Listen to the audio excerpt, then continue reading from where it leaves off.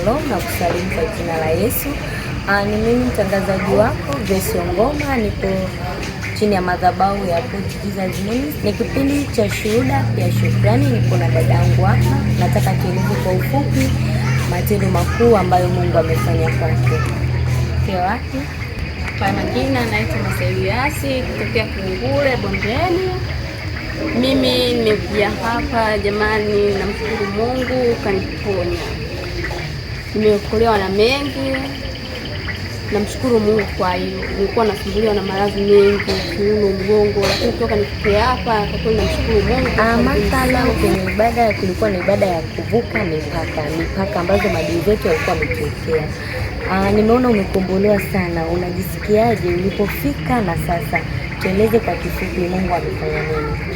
Kwa kweli namshukuru Mungu toka nilipofika hapa mpaka kwa sasa hivi, toka nilipokuja mpaka sasa hivi namshukuru Mungu kaniponya. Na mimi nimefunguliwa.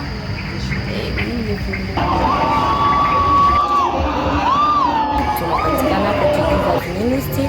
Mungu awabariki. Amina.